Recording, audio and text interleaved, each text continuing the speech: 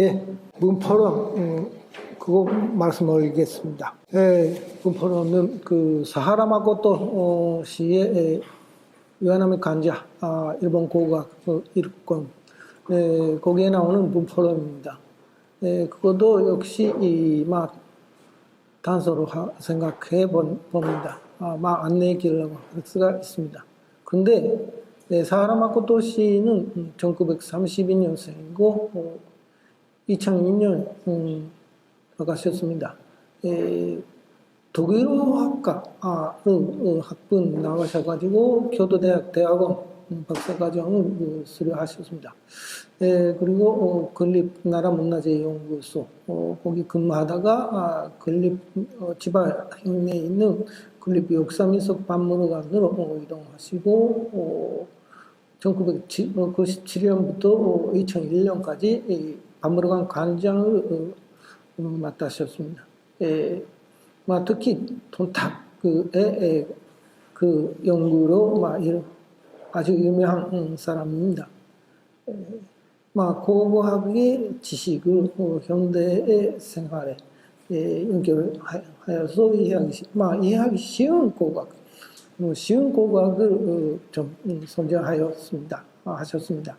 근데 교도대학 출신이라서 교도대학과, 고고학과, 그리고近畿 중심론자, 그러니까近畿 지방이 제일 중심이다.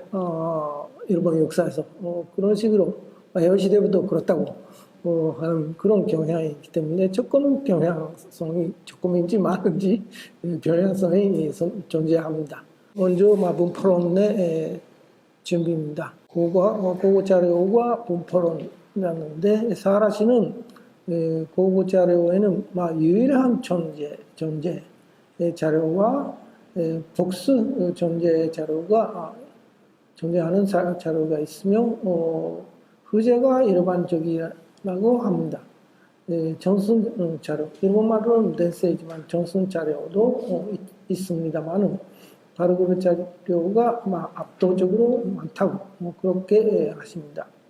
고고학의 문포론은 어떤 종류의 고고학 자료 다수가 지적 공간에서 어떤 수평적 그리고 수직적 관계로 존재하는지를 올바르게 이해하여 논의하는 것이다. 그렇게 하십니다. 그래서 고고학에서 공간론의 그 일부입니다. 고고학 자료 자체, 그러니까 유적, 유물뿐만 아니라 어제도 말씀을 드렸던 그 속성도 대상이 된다고 언급하고 있습니다. 하나밖에 없는 이런 위로 그건 금이 유명한 금인 그거는 하나밖에 없고 지지도도 하나밖에 없습니다. 그리고 이것도 하나밖에 없고 이 두 개는 왼쪽 두 개는 그 이소노카미신구 우리 나라형에 있는 신사에 전송된 자료입니다. 사하라 씨는 유적 유구의 분포는 이들을 해당 지역에서 만든 사람들이 활동했는지 했거나 아니면은 이들을 만드는 다양한 배경, 사정, 상황이 그 범위에 공통 확산되어 있다는 것을 나타낸다고 말하고 있습니다. 한편에 유물은 휴대가 가능하기 때문에 만든 사람의 의사와 상관없이 어디로든 이동하고 의미 편향이 일어나는 경우도 있다고 합니다. 저는 이런 예를 들어 구시 본도의 증강형, 강형 동물은 주로 맨압도가 있습니다. 그러니까 맨압동무라고 부르고 있습니다만 일부가 백이 상태로 질투됩니다. 그것을 백이동무라고 하고 있습니다. 근데 한반도에서도 그런 중간형, 관현동무가 나오는데 대부분 부잔동무입니다. 부잔도인 동무이고요. 백동무도 조금 있습니다. 대마도에서는 매납동무와 부잔동무가 혼재하고 있습니다.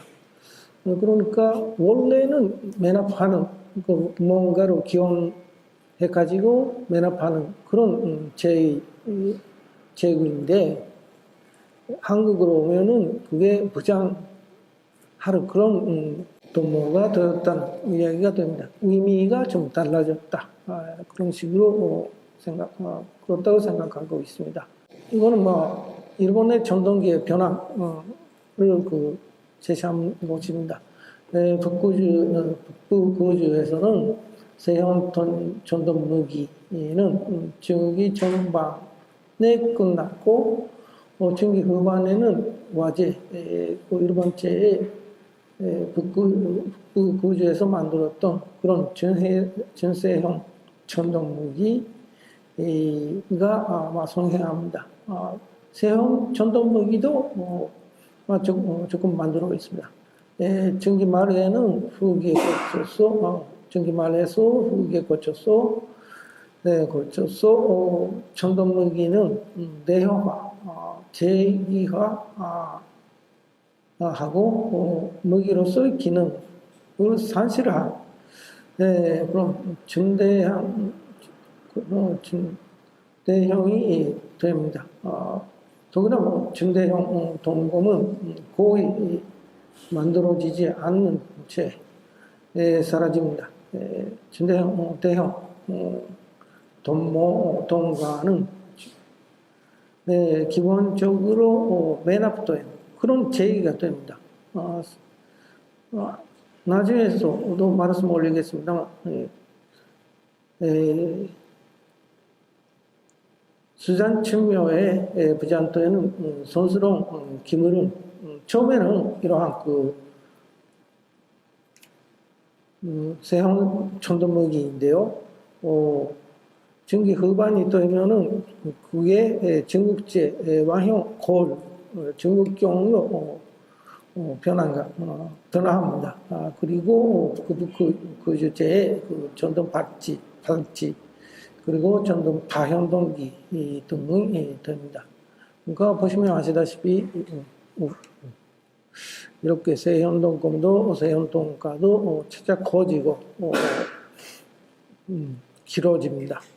그리고 이런 부분에서 날이 세우지 않고 그리고 더 안쪽에는 그냥 공간을 만들기 위한 안뜰 그게 그대로 남아 있습니다. 그러니까 자루도 키우지 못한 채 무기가 아니게 되었다는 그런 이야기가 됩니다. 그리고 나중에도 설명드리겠습니다만 이런 광현도모가 맞대진 채에서 매납됩니다. 이런 식으로 매납되는데 이거는 구주 본토의 양상입니다.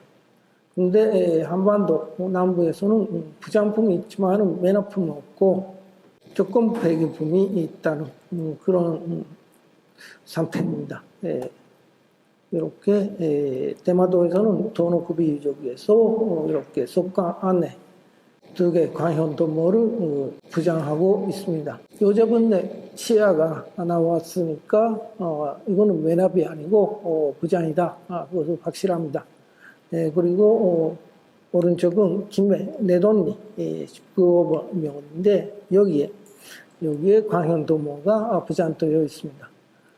그러니까 구주 본토에서는 절대로 매장되지 않는 그런 도모가 대마도나 그리고 한반도 남부에 가면은 부장될 그런 의미가 달라진 그런 사태가 유물에는 있다는 것을 보여주고 있습니다.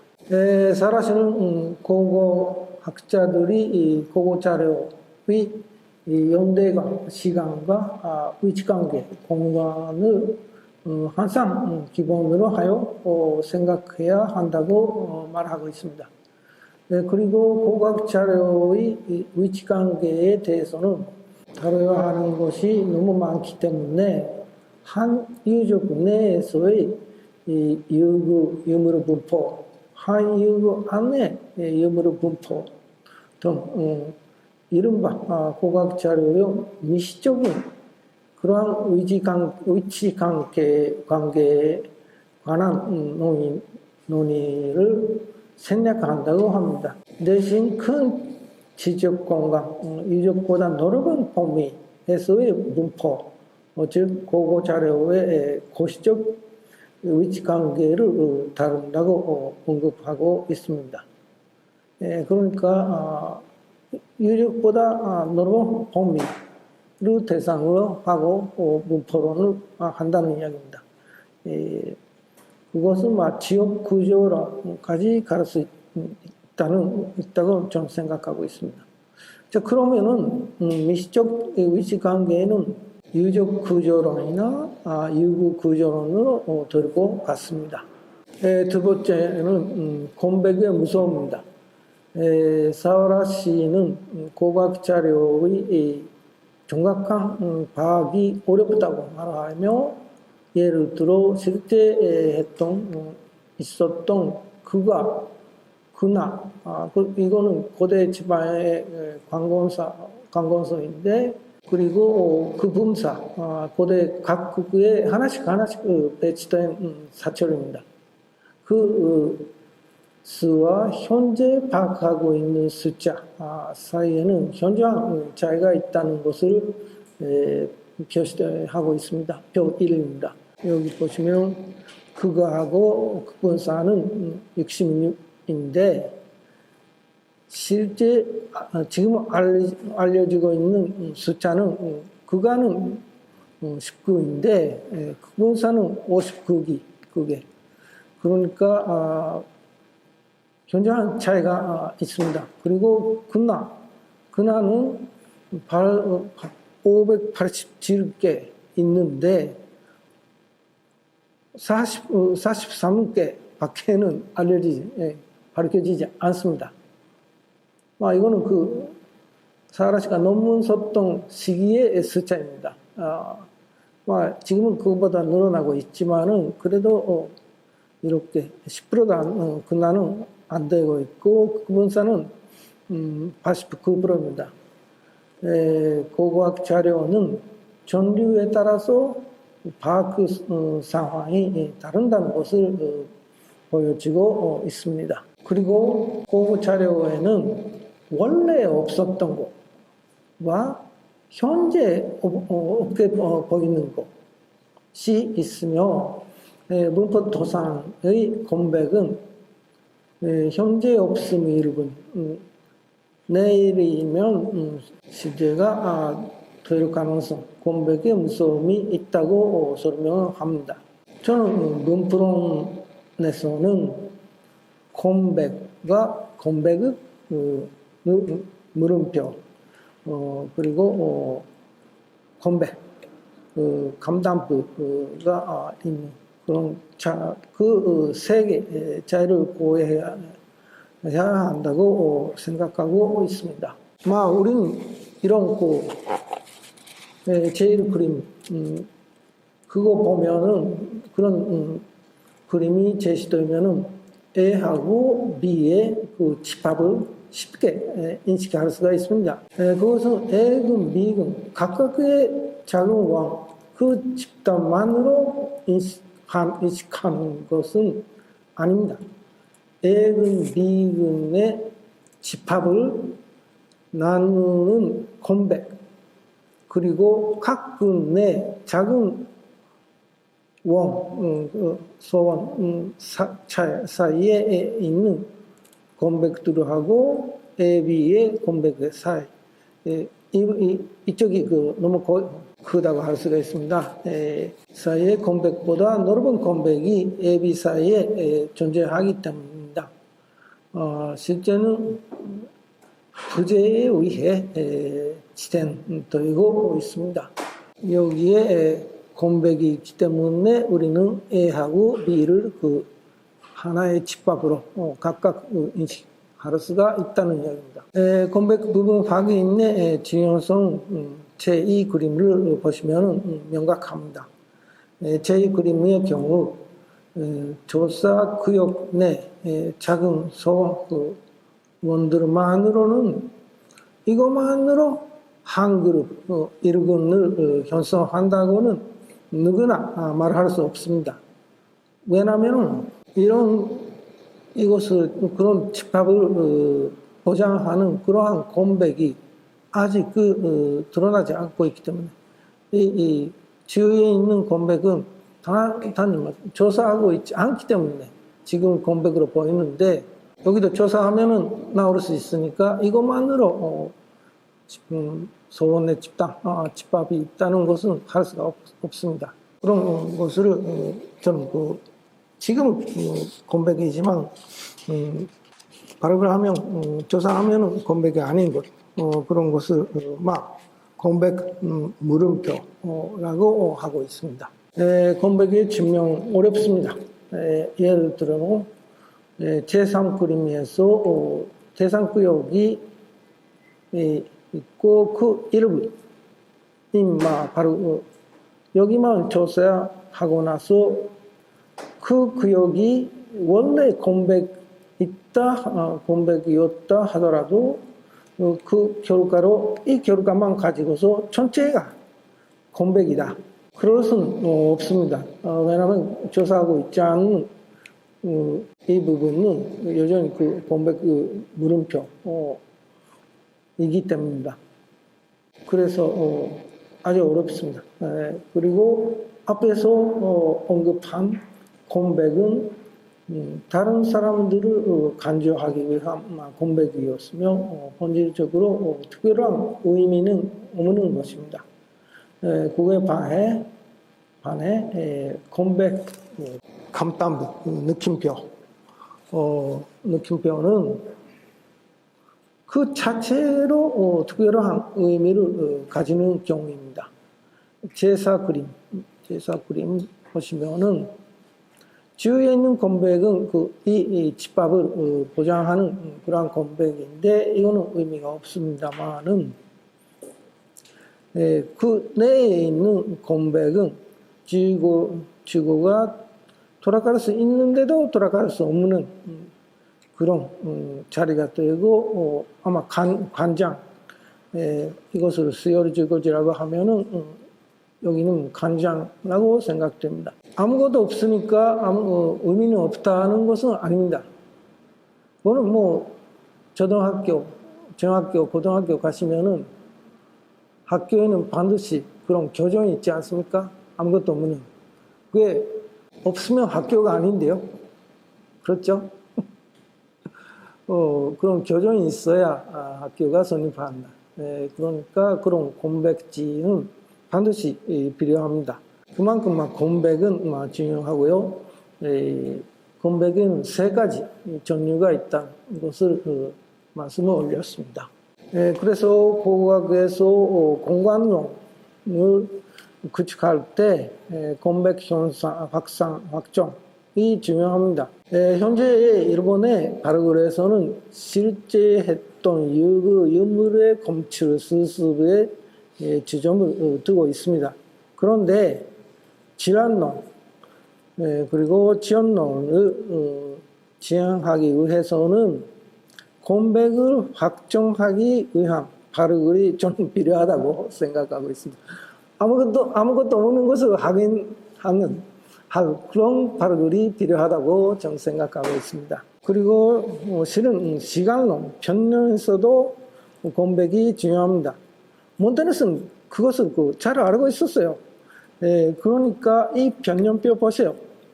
공백을 그냥 공백으로 하는 게 아니고 다시로 기호를 가지고서 이거는 원래 없다. 그렇게 표시하고 있습니다. 근데 X자로 있는 것을 X자로 하고 나서 그리고 보세요. 물음표가 있습니다. 이거는 컴백인지 아닌지 아직 뭐 확정하고 있지 않다. 그러니까 세 가지 잘 알고 있다는 이야기입니다. 다만 그거에 대한 언급이 없었어. 그것은 명확하게 기재하고 있지 않습니다. 그렇지만 이거 보면은 몬테리우스가 컴백하고 컴백 물음표를 명확하게 구별하고 있다는 것을 알 수가 있습니다. 그러면은 컴백을 어떻게 확정하는가? 대부분의 조사는 부분적이기 때문에 부분적인 컴백의 확인을 통해서 전체적인 컴백을 어떻게 추정할 수 할 수가 있는지가 문제가 됩니다. 그러기 위해서는 있다라고 하는 상태에 주목하고 나서 중심부 이 부분, 밀집하고 있고 조밀한 부분과 주변부, 그러니까 비소한 부분, 이런 말은 소산이라고 하고 있지만은 이런 것을 차단할 필요가 있습니다. 밀집이 있고 소산이 있고 희박한 부분이 있고 그에 연속해서 컴백이 있으면은 그 컴백 부분은 원래 컴백으로 그렇게 간주할 수가 있습니다. 볼 수가 있습니다. 있다는 상태에 조금 보여가지고 밀집에서 소상 그리고 컴백 그렇게 가면은 컴백을 확정할 수가 있다고 저는 생각하고 있습니다. 근데 컴백 확인의 중요성입니다만 하나의 생활구역과 하나의 묘지가 있으면 그 조합이 하나의 지락은 아닙니다.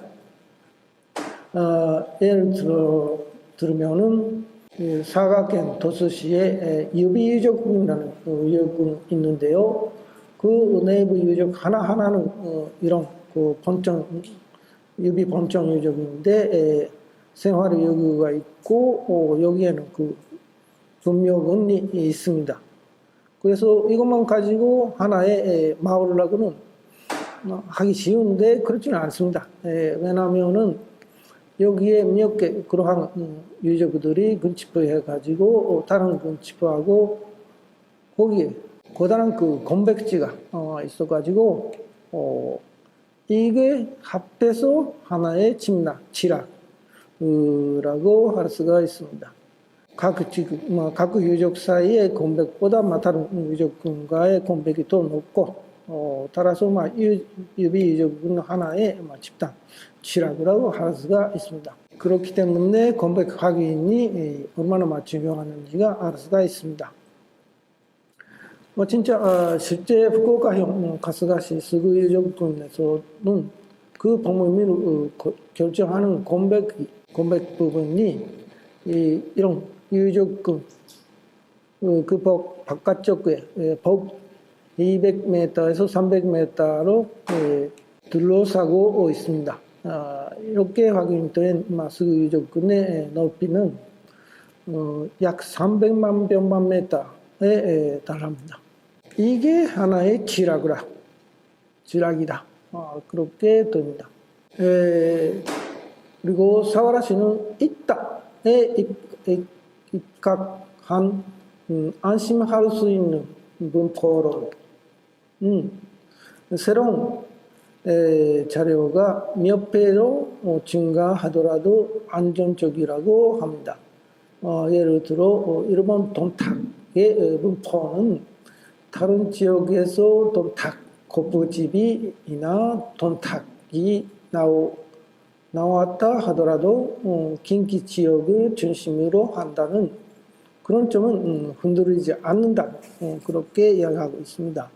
그에 반하여 없다에 입각하는 그런 불안한 문포론에서는 새로운 자료가 하나라도 더해지면은 금세 번개에 될 위험성이 있다. 그렇게 이야기하고 있습니다. 그 예로서 일본 고분시대 전기에 등장하는 그런 삼각형, 신수경 에는 그런 에서 중국제와 일본제가 있다는 에서하고 모두 일본제이다. 그러한 비서도 있고 중국 공인이 와서 제작했다는 시설이 있습니다. 세 가지 학설이 있는데요. 이쯤 비서가 시설은 중국에서는 현재 나오지 않는 상황에 의거해서 있기 때문에 중국에서 한 점이라도 나오면은 상당히 불리해질 것이라고 언급하고 있습니다.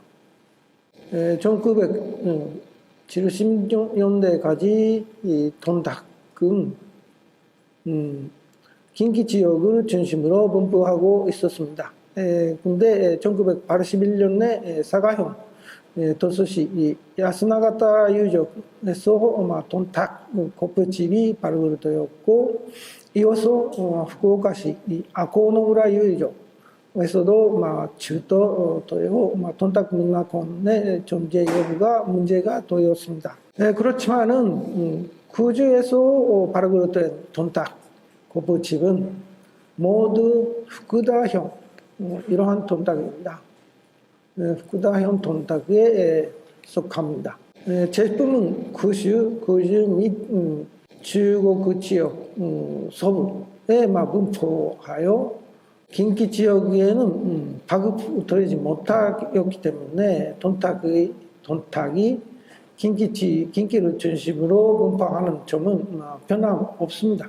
그러니까 이 돈탁 문화 분포권은 여기에서 돈탁 고프집이 나왔다 하더라도 흔들리지 않는다, 그런 이야기가 됩니다.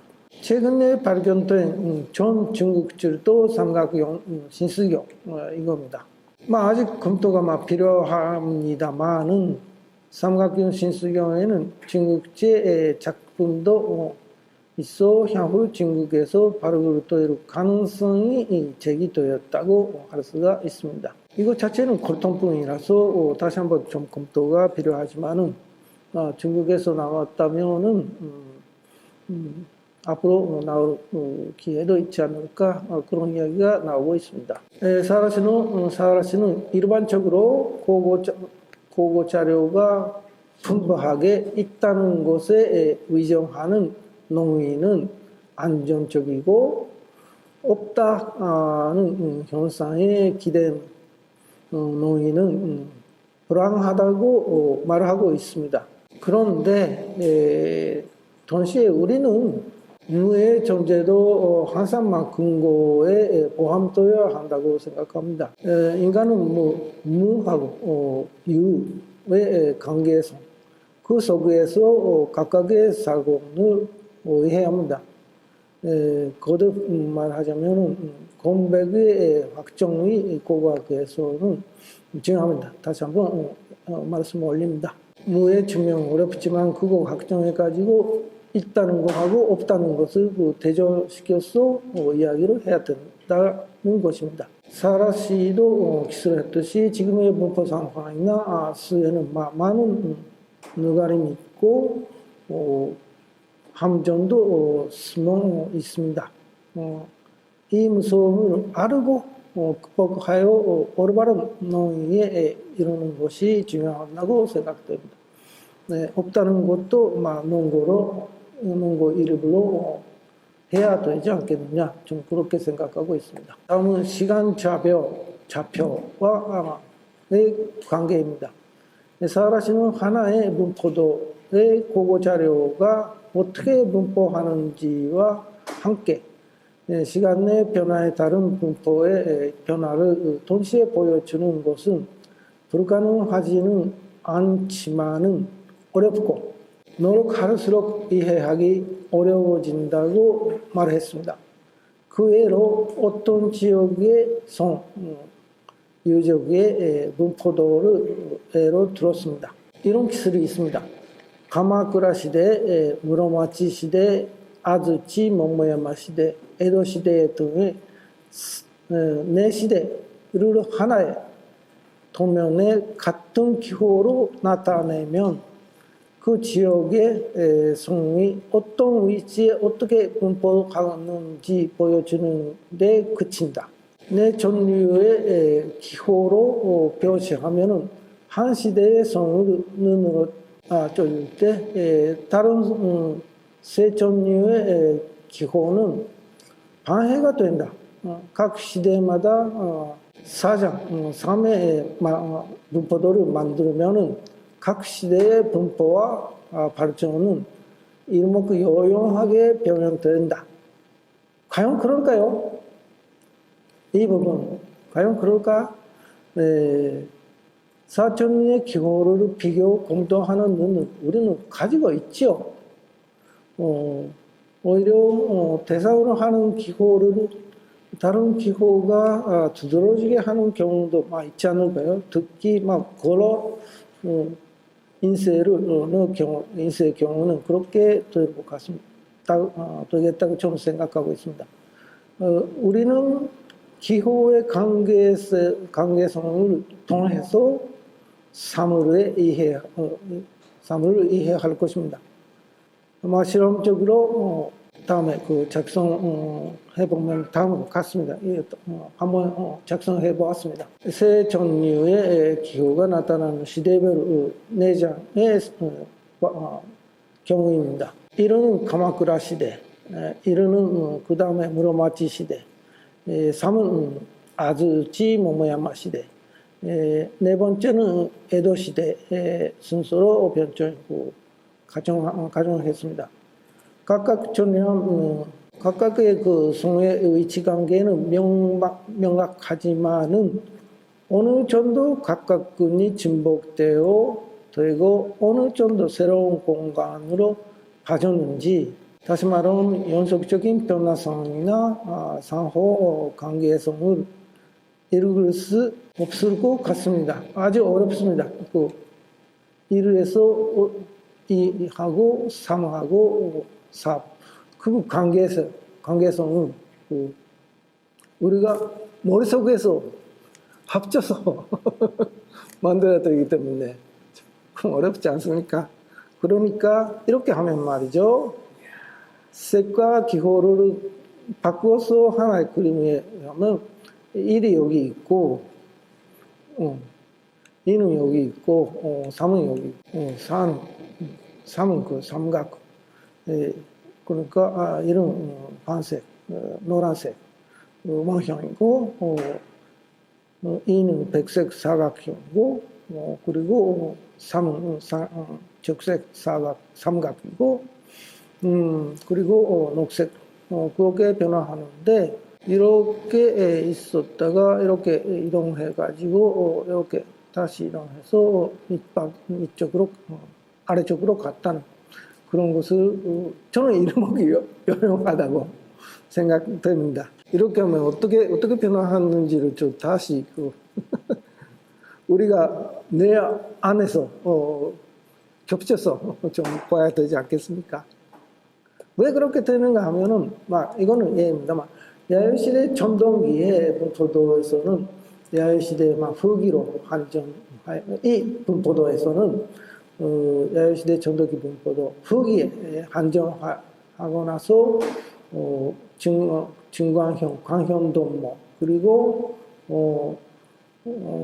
히로사키 광현동모, 증광형 광현동모, 그리고 후기의 돈탁, 그거 기호 각각 바꾸고 있습니다. 그러면 돈탁은 이쪽에 있네. 돈과 돈모는 이쪽에 있네. 그런 것을 잘 알 수가 있습니다.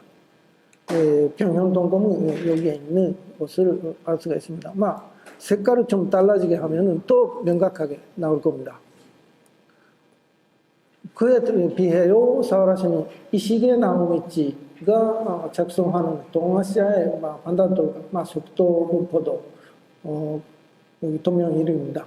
에 대해서 이 그림을 보면은 다양한 형태의 속도 분포를 한눈에 알 수 있다고 보았습니다.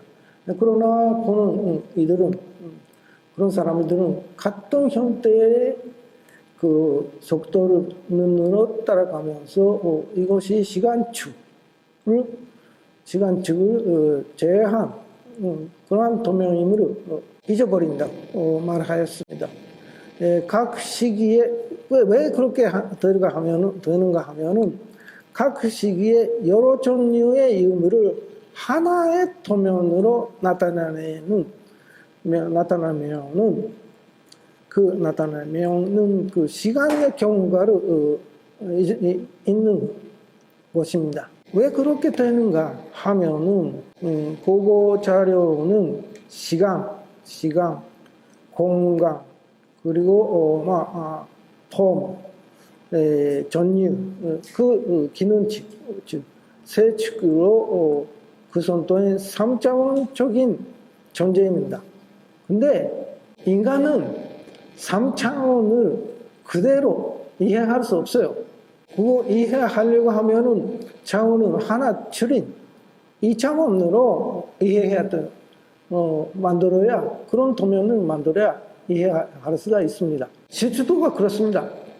3차원적인 의미를 2차원의 정의에다 도면 그리고 그래서 우리는 이해하고 있습니다. 그러니까 아까 보았던 이 시계 나온 지의 도면 이런 현식도 시간도 하나로 고정되어 있지 않은 점이 문제입니다. 공간은 물론 고정되어 있지 않기 때문에 3차원이 그대로 표현된 셈입니다. 우리는 3차원의 토기를 대상으로 일부러 2차원 실추도를 작성합니다. 그렇게 작성하면은 그 토기에 토기가 무언가를 알 수가 있습니다. 차원은 하나 줄여야 이해할 수 있기 때문입니다. 따라서 문포도 다양한 시기라면 한 형식,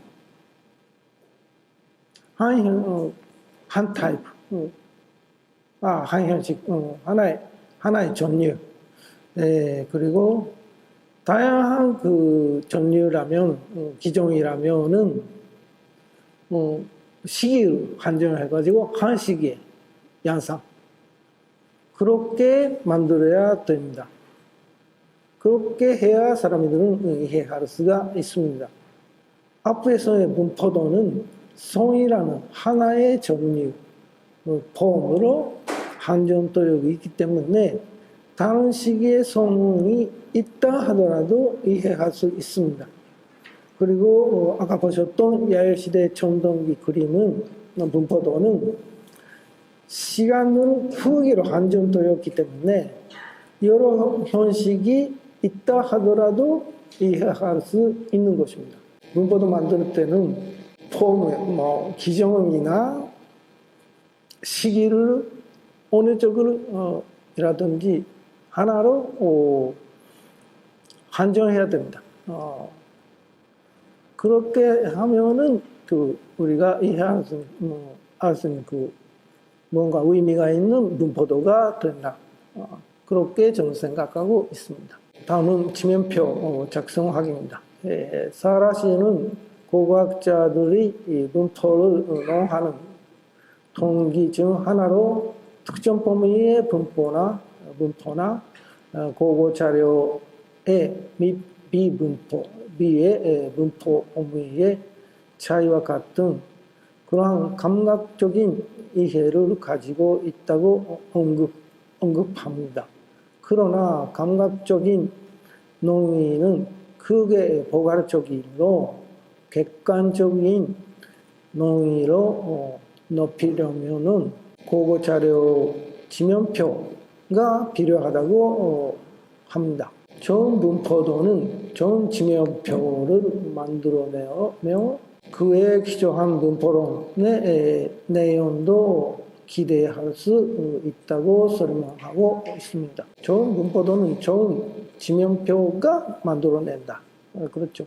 그리고 또한 이상적인 고고 자료 지면표는 언제, 어디에서, 어떤 사회 상황에서 누가 어느 시기에 무엇을 찾았다는지를 기록한 것이라고 언급하고 있습니다. 그리고 서울시는 지면표는 통일된 기준이 필수이므로 원래는 혼자 만드는 것이 이상적이지만은 하나의 형, 일본에서는 후쿠오카현이라든가 오이타현이라든가 그런 형 안에서도 동일한 정각도로 만들기가 어렵다고 그렇게 이야기하고 있습니다. 더 넓은 지역, 그보다 더 넓은 지역이 소일본이나 그렇게 대상인 지역이 되면은 한 사람의 작업량을 초과하게 되어 협업 작업이 필요하게 됩니다. 그렇게 되면은 명칭, 분류, 소속 시기 등의 통일과 일관된 선택과 배제의 정각도를 유지하는 것이 쉽지 않다고 합니다. 명은 모여도 각 사람마다 생각이 다르기 때문에 그거 통일하는 것은 굉장히 어려운 작업이라고 생각됩니다. 그리고 기존의 문헌이나 단순한 보고를 기반으로 작성할 경우에는 일본 원본 저자의 다양한 견해와 대립해야 한다고 합니다. 그러니까 절저한 자료 비판이 필요하며 시료를 직접 관찰하고 절도 상태도 현지에서 확인하는 것이 이상적이라고 합니다. 예를 들어 일본 석기 시대 지면표 제5판에 기반하는 아카보리 에이조 25조의 속도의 전파라는 논문이 있습니다. 1937년에 나왔는데 속도 지면표, 거기에 나오는 속도 지면표는 원전의 야열시대의 석기를 포함하여 원래는 없었던 그런 북해도까지 분포하는 것으로 기록되어 있습니다. 그리고 후치타 히토시와 가와고에 tetsu의 야열시대 초기 지면표 1960년에 나오는데 이 지면표에 따르면은 북구슈 최사얀시기의 조르기는 후기에 속하며 동시기의 긴기 제사얀시기의 조르기는 중기이므로 긴기와 구슈 그렇게 되어 있습니다. 그래서 긴기와 구슈 후기의 조르기 주도량을 정확하게 비교할 수 없다고 합니다. 이렇게 하면은 긴기 제사얀식은 중기로 가고 후기의 조르기가 작아진다.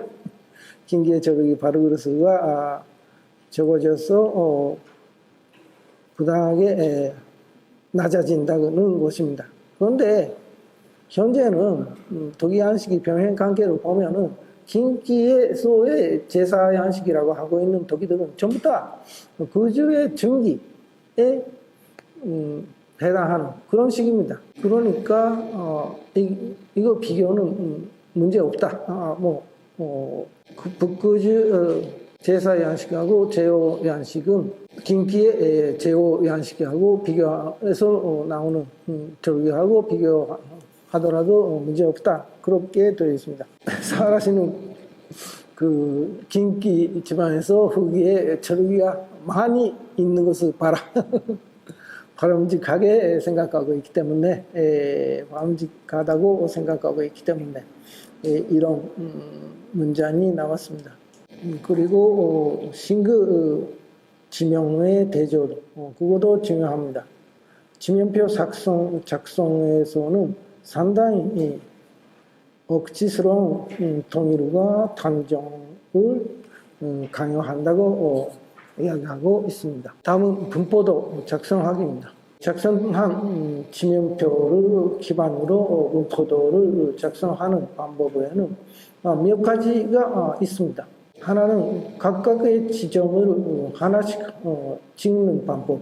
다만 그거는 하나 유적에서 100개 나오는 그런 것도, 그리고 한 개만 나왔던 유적이도 그게 동일한 크기의 점이 더해질 수 있습니다. 근데 두 번째는 점의 크기로 자료의 규모나 수를 변형하여 구별하는 방법입니다. 가능한 수량을 변화하고 싶다는 점에서 출발해서 그런 것을 하고 있습니다. 그리고 세 번째는 병행성, 그리드 포인트, 격자 등 특정 범위를 전체를 재워서 문법 영역을 간주하는 그런 방법도 있습니다. 기호의 크기로 증강형 도모와 광형 도모의 양을 나타내면은 위의 도면입니다. 까만색은 연범이고요, 주형 연범이고요. 흰색은 그 제품입니다. 그거 보시면은 연범이 범위에 측정하고 있는 것을 알 수가 있습니다. 근데 증강형 도모나 광형 도모를 전혀 만들고 있지 않는 트시마, 그 섬에서 섬으로의 집정 또는 증강의 익섬이 있습니다. 익섬이 있는데 익섬에는 거의 없는 그런 현상이 더 명확해집니다. 명확하게 드러나는 것입니다. 여기서 만들었는데 광현도모, 증강현도모는 여기서 만들었었는데 증강에 있기에는 거의 없고 대마도에 집중한다는 그런 것을 이거라면 1개, 5개, 10개, 50개라고 해서 기호를 좀 바꾸면은 쉽게 알 수가 있게 됩니다. 사라시에 따르면은 분포도 작성의 목적은 두 가지가 있다고 합니다. 제일은 지면표로부터 대략적인 분포를 파악한 후 작성자가 직접 지도상에서 시각적으로 문포를 파악하고 실제 문포 상황을 명확하게 알 수 있다. 또한 점을 찍는 과정이나 결과를 통해서 작성자가 문포에서 특징을 발견하고 연구를 시작할 수 있습니다. 이는 새로운 문포론적 연구의 시작이 될 수 있다. 새로운 연구를 문포도를 작성하면은 시작할 수도 있다는 그런 얘기입니다. 지금까지 몰랐던 그런 과제를 빼낼 수 있다, 뽑아낼 수 있다, 그런 것으로 생각됩니다. 영국의 고고학자인 고든 차일드, 잘 아시죠? 문포도 작성의 의미를 다음과 같이 설명하고 있습니다. 1. 어떤 형식의 특징이 문포상에서 차이로 나타나는지 판단하기 위해서. 두 번째는 어떤 형식이 어느 문화에 속하는지 판단하기를 위해서. 그리고 세 번째는 어떤 문화와 다른 문화가 또는 그들 각각의 문화의 특징적인 형식이 동시에 공존하는지 확인하기를 위해서. 그리고 네 번째는 지금까지 알려진 특징적인 공존관계에서 찾아낼 수 없는 그런 현상을 문화 내용에 추가하기 위해 그런 의미가 있다고 고든 차일드는 하고 있습니다. 이거는 연구를 심화하기를 위한 문포도 작성이라고 할 수가 있습니다.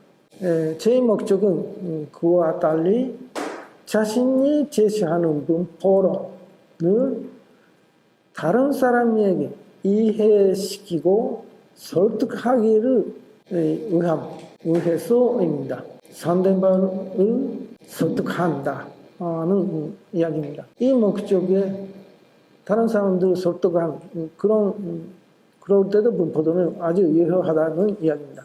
이 목적의 문포도는 다양한 정보를 포함하지 않고 단순 명료할수록 효과적이라고 이야기하고 있습니다. 문포도가 잘 되어 있다면은 독자들은 길고 어려운 문장을 읽지 않다 하더라도 원하는 내용을 잘 이해할 수 있을 것입니다. 사라시는 기존의 문포론에 대한 불만으로서 강노도 산의 범위를 표시하지 않는 점을 꼽습니다. 다스 문포도의 흥미로운 점은 고고 자료의 문구가 같아 이르집 콤백이 그 대조에 있으므로 문포도상의 콤백이 산을 위한 콤백인지 여부를 한눈에 알 수 없다면은 불필요한 오해를 초래할 수 있다. 그렇게 이야기하고 있습니다. 또한 적극적인 의미로는 고고 자료가 왜 그곳에 있는지 이적의 입지를 이해시킬 수 있다. 교동 경로를 찾는 수단이 될 수도 있다고 이야기하고 있습니다. 실제 사와라시는 이 도면 보시면은 과거 동검형 석곰이 문포상을 산의 범위를 표시한 그런 범포도를 만들어 가지고 세토우치해 이 세토우치에서 일본회 이쪽으로 거기 향하는 가는 야요시대의 길을 발견하였습니다. 이 검은 점 그 범포도에 따라서 가면은 이렇게 갔다는 그런 것을 이야기하고 있습니다. 다음은 문포는 현상입니다. 실제 부재의 원인, 이유를 사라시는 좀 다루고 있습니다. 이야기하고 있습니다. 사라시는 고고 자료가 배기, 매장, 부장, 재해 등으로 묻히고 자연이 보정, 미개발 속에서 탐색과 개발에 의해 앞에 나타나는 것이라고 설명하고 있습니다. 원래 실제 하는 것이 부재가 되는 그런 이유, 원래 부재는 제외하고 있습니다. 그 이유로는 유물의 경우 사람이 다른 곳으로 운반하거나 전승하여 완전히 파괴하는 경우가 전승하는 것도 있고 완전히 파괴되는 그런 경우가 있을 수도 있습니다. 또한 자연적인 파괴, 노후나 개발에 의한 파괴로 인해 현재 부재인 경우도 있으며 아직 체하에 묻혀 있어 현재 부재인 경우도 있다고 합니다. 없어버렸다. 아니면은 그냥 아직 들어가지 않는다. 그런 두 가지 부재가 있다. 그런 의미입니다. 근데 자연에 의한 실제 부재입니다. 먼저 물에 의한 침식. 예시되어 있는 것은 중국 손대의 도시인 개봉, 그리고 일본에서는 히로시마현 흑사도 생겐초 유적입니다. 그리고 화산재에 의한 매불의 예로서는 이탈리아의 폼페 유적이 아주 유명합니다. 일본에서는 금마형, 그로이민의 유적 등이 있습니다. 그리고 해수 침식에 의한 매몰, 예로서는 아이치県마즈카리 카이즈카 등이 있습니다. 그거는 나중에 설명합니다. 그리고 유기 재료는 섞지만은 톡이 섞이는 식지 않고 속지 않고 전동기도 부식에 강합니다.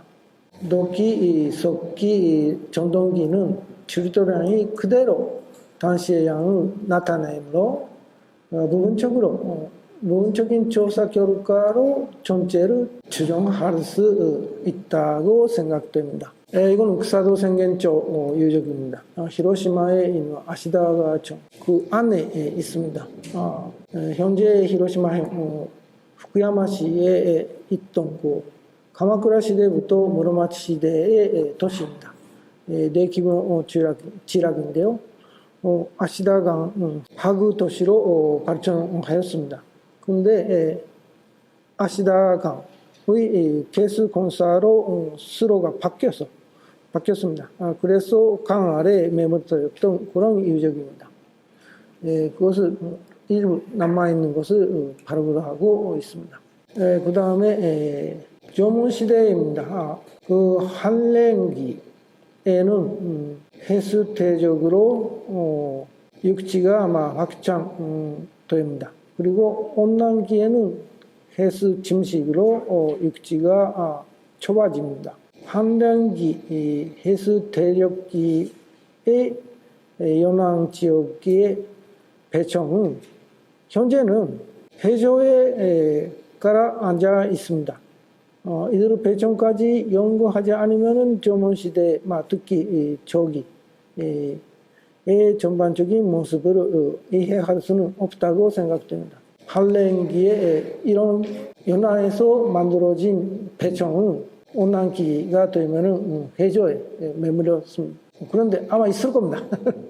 그것도 그러니까 지금 연안의 해저를 발굴해야 된다, 그런 이야기가 됩니다. 세 번째는 사람에 의한 존재 또는 부재입니다.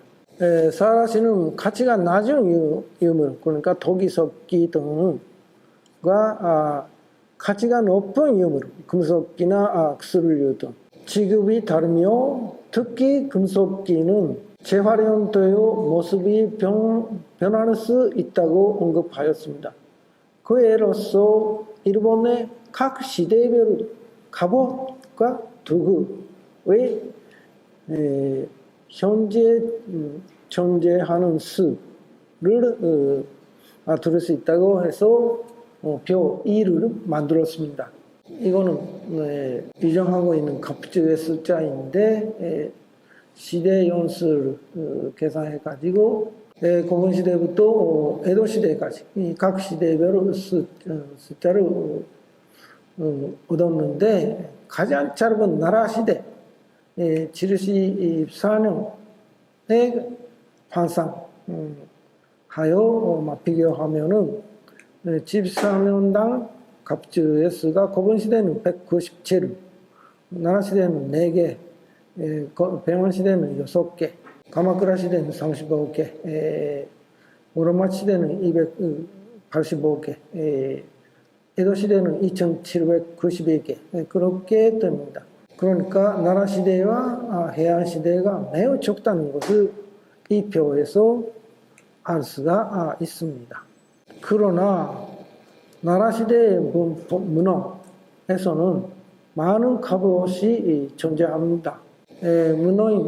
문헌이 없다면, 만약에 문헌이 없었다면은 고분시대는 전란의 시대, 나라 해안시대에는 평화로운 시대라고도 할 수가 있을 것입니다. 근데 올바른 해석은 이하입니다. 고분의 갑옷을 부장하는 분습은 고분 시대로 끝났고, 나라 해안 시대에는 대다수가 재료로 회수되었기 때문에 남아있지 않다고 그렇게 이야기하고 있습니다. 이런 결과입니다. 고분에 부장하는 것이 많이 있기 때문에 지금도 발굴을 하고 있고, 숫자가 차차 늘어나고 있습니다. 지금도 늘어나고 있습니다.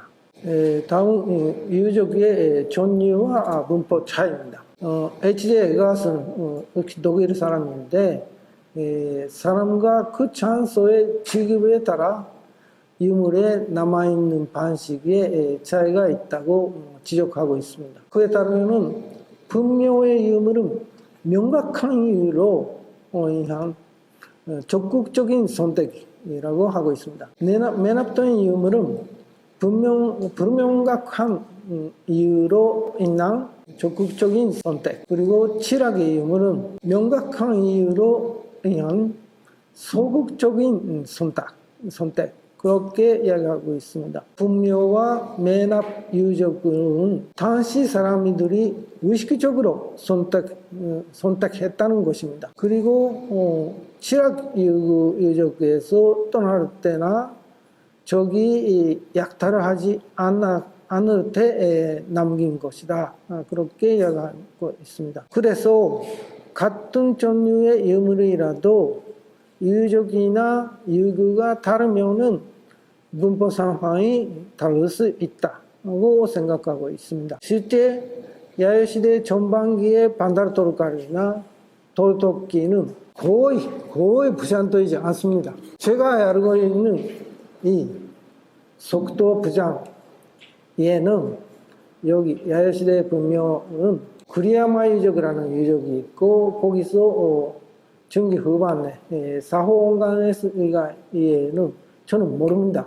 아마 한국에서도 속도를 부jan하는 그러한 분묘, 석가이나 전묘이나 저는 못 봤는데 반치대는 반달토르카는 안 나오고 도르토끼도 나오지 않는 것 같는데요. 하빈석부 있습니까? 일본에서는 없습니다. 하빈석부. 그리고 유구석부도 주로 주거지에서 사용하고 있고 속도도 그렇고 분묘에는 부jan하지 않는다는 그러한 뭔가 안목의 규제가 있다는 그런 생각 가지고서 사람들이 살고 있다는 것을 알 수가 있습니다. 사와라시는 하라시마 레이지 씨의 일본 고대 사회의 기초구조라는 책을 다루고 하라시마 씨는 동일본에서의 6세기에서 9세기 주거지에서 출토된 그런 초록이는 화살촉, 낫, 도자 그리고 꽃갱이가 아니고 꿀이지만은 같은 시대의 컵은 회열에서는 절도, 갑주, 마그가 출토되므로 일반 민중과 상급 농민 간의 절기 소유 차이가 있다고 그렇게 해석하였습니다. 그것을 가지고 사와라시는 그러나 고분 회열의 비싼 자들은 원래 다양한 종류의 절기를 가지고 있었으며 이루만 선택하여 부jan했을 것이고 주거지의 거주자가 절도,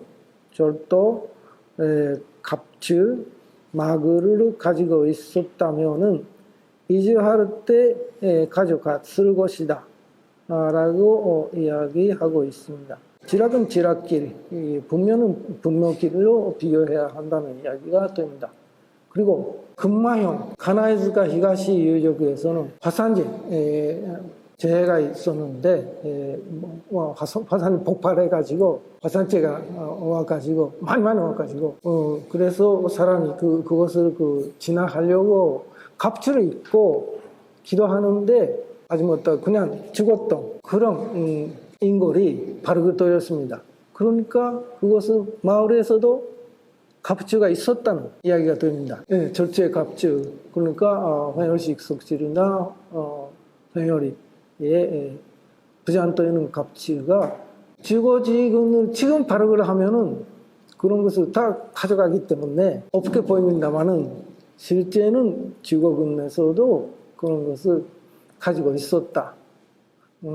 그렇게 됩니다. 그러니까 그리고 긴키 야요 시대에는 긴키 지방 사람들은 절기를 많이 가지고 있었다고 그렇게 생각하고 있고요. 그렇지만 그게 지금은 어머는 발악을 하면 어머는데 그거는 나중에 재생 가지고 없어졌다고 생각하고 우리는 그것을 보이지 않는 절기 이름이라고 이야기하고 있습니다. 그런데 역시 그것도 지락자료로 분보자료, 분묘자료 길이 그리고 지락자료는 지락자료 길로 비교해야 하는 것이고 그리고 현재 당야역을 보고서에서 재발급을 하고 있습니다. 그럼 이거 당야역 아닌가 하는 그런 것을 보고서 다시 한번 보고 나서 그런 것을 내기타라는 사람이 오사카 야유문화박물관 관장인데 그런 작업을 지금 하고 있습니다. 조금 나오겠죠. 그렇지만 그주하고 비교하면 역시 야유시대 후기에는 그주가 많을 겁니다. 그것을 역정하려고 하고 있는데 그거는 역정까지는 못할 것 같습니다. 그런 정도로 끝나겠습니다. 감사합니다.